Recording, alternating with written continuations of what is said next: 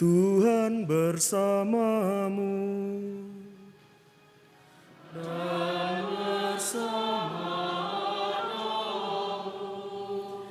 Inilah Injil suci menurut Matius.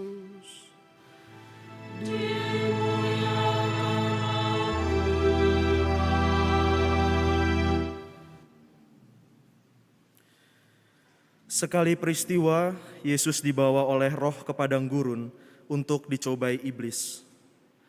Setelah berpuasa 40 hari dan 40 malam, akhirnya Yesus pun lapar. Lalu datanglah si penggoda dan berkata kepadanya, "Jika engkau putra Allah, perintahkanlah supaya batu-batu ini menjadi roti." Tetapi Yesus menjawab, "Ada tertulis, manusia hidup bukan dari roti saja, tetapi dari setiap firman yang keluar dari mulut Allah." Kemudian iblis membawa Yesus ke kota suci dan menempatkan dia di puncak bait Allah. Lalu iblis berkata kepadanya, "Jika engkau putra Allah, jatuhkanlah dirimu ke bawah. Sebab ada tertulis, mengenai engkau, ia akan memerintahkan malaikat-malaikatnya, dan mereka akan menerima engkau di atas tangannya, supaya kakimu jangan terantuk pada batu." Yesus berkata kepadanya, "Ada pula tertulis, janganlah engkau mencobai Tuhan Allahmu." Setelah itu iblis membawa Yesus ke atas gunung yang sangat tinggi dan memperlihatkan kepadanya semua kerajaan dunia dengan kemegahannya. Iblis berkata kepadanya, "Semua itu akan kuberikan kepadamu jika engkau sujud menyembah aku." Lalu berkatalah Yesus kepadanya, "Enyahlah iblis, sebab ada tertulis, engkau harus menyembah Tuhan Allahmu dan hanya kepada Dia sajalah engkau berbakti." Sesudah itu iblis meninggalkan Yesus, dan lihatlah, malaikat-malaikat datang melayani Dia. Demikianlah sabda Tuhan. Terpujilah Kristus.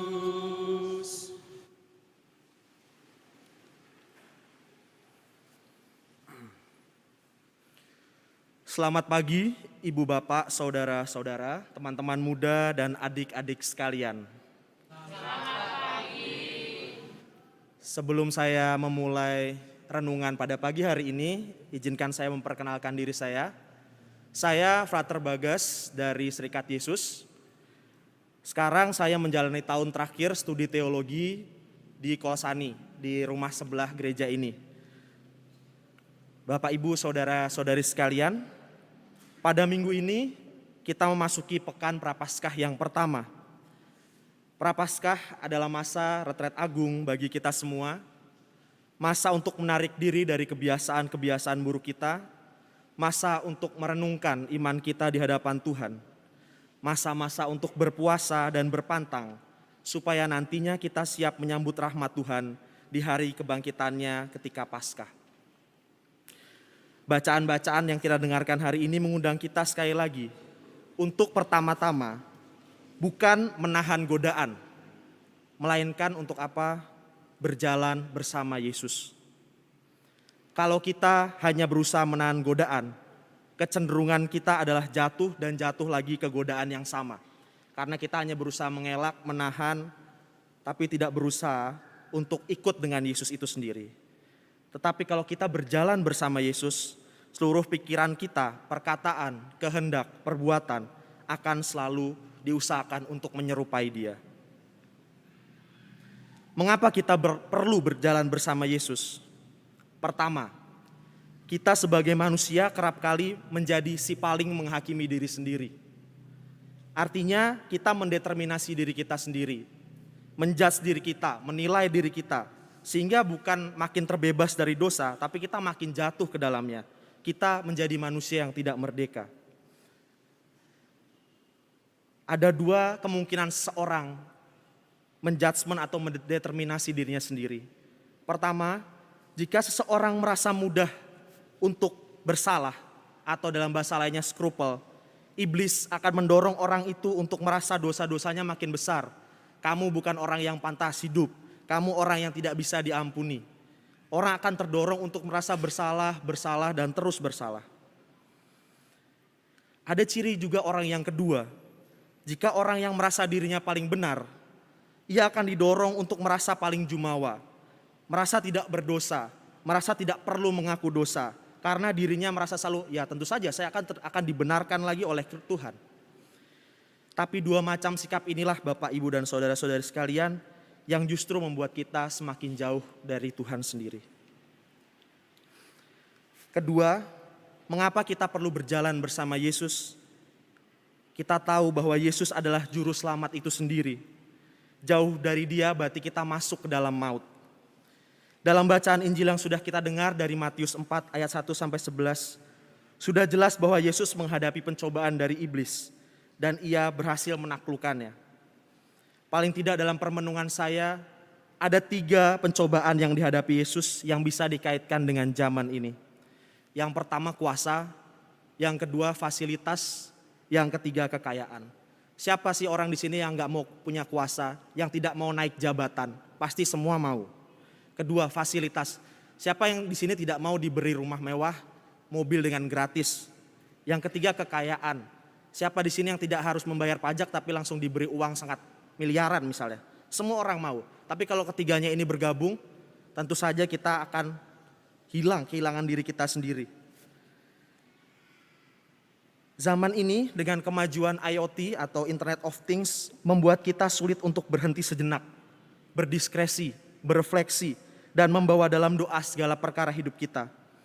Dengan kemajuan internet, seakan-akan segala hal dapat terjawab dan kita hanya bertanya pada kecerdasan buatan, seakan-akan mereka sudah bisa menjawab.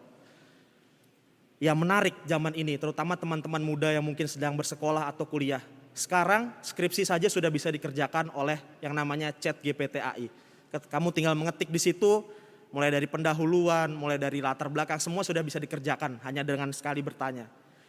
Nah, jadi semua kita seakan-akan kecerdasan buatan itu menjadi yang bisa menjawab segala permasalahan dalam hidup kita. Tapi kita lupa bahwa manusia itu bukan dibentuk hanya dengan akal budinya, tapi kita juga manusia yang spiritual. Artinya, hidup kita bukan hanya sebatas pemenuhan diri kita, cinta diri, kehendak diri, keinginan diri, tetapi juga ada pemenuhan, ada kerinduan akan iman kita. Kalau saya bertanya, berapa sering kita jujur kepada Tuhan dalam satu hari? Berapa kali kita merasakan arti bersyukur atas cinta Tuhan sehari ini? Bukan hanya mengucap, tetapi benar sungguh-sungguh mengalami kasih. Kadang-kadang kalau kita berdoa, ya Tuhan saya bersyukur. Mungkin itu hanya di dalam ucapan, tapi seberapa dalam kita pernah bersyukur pada hari ini? Masih diberi kesehatan, masih diberi kehidupan, masih bisa melihat anak, istri, suami, dan macam-macam hal ya di sekitar kita. Atau jangan selama ini aku memang berdoa, tapi tidak merasakan diriku berada dalam komunikasi dan hubungan yang erat dengan Tuhan. Aku memang berdoa, aku memang mengucap syukur, tapi tidak pernah merasa benar-benar disentuh. Baru saja saya menyaksikan sebuah film yang mungkin teman-teman di sini, terutama yang teman-teman muda sudah pernah melihatnya juga, atau mungkin belum, tapi paling tidak saya ingin bercerita. Film yang terbaru, kita baru saja terbit di bioskop itu Jalan yang Jauh, Jangan Lupa Pulang. Film ini menceritakan tentang kisah sebuah keluarga. Ada 3 orang anak, yang pertama namanya Angkasa, yang kedua namanya Aurora, yang ketiga namanya Awan. Anak yang kedua itu pergi merantau ke negara Inggris, dia pergi ke Inggris untuk belajar. Hingga akhirnya di negara itu ia merasa mulai banyak cobaan yang datang. Bertengkar hebat dengan pacarnya, dengan teman-teman terdekatnya dia juga bertengkar. Bahkan ia menolak kedatangan kakak dan adiknya ketika mereka hendak mengunjunginya di sana. Angkasa dan Awan, si kakak dan adiknya ini merasa, kenapa ini si Aurora ini terasa berbeda ya? Tidak merasa seperti keluarga sendiri gitu. Nah, dalam kalutannya itu, Angkasa, Aurora, dan Awan merefleksikan dengan sangat baik.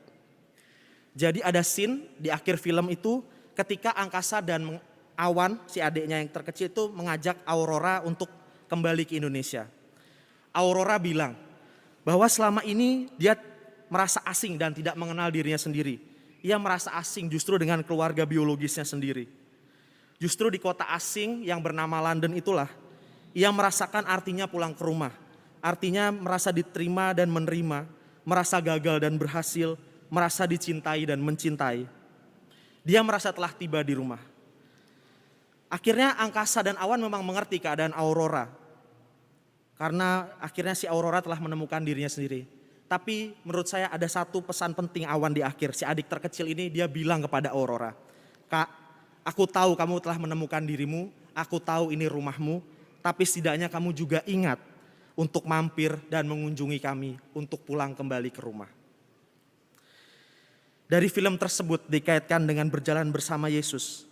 Saya ingin mengajak saudara-saudari semua untuk sejenak bermenung untuk dua hal. Sudah berapa lamakah aku berjalan jauh dari Tuhan? Mungkin selama ini aku jarang mengaku dosa.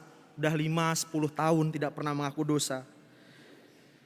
Dan yang kedua, apakah aku rindu untuk pulang dalam Kristus? Apakah aku punya kerinduan untuk pulang ke rumah? Rindu berjalan bersama Kristus hingga nantinya aku temukan Paskahku dalam rumah imanku itu. Sekali lagi saya mengingatkan kita semua yang hadir di sini.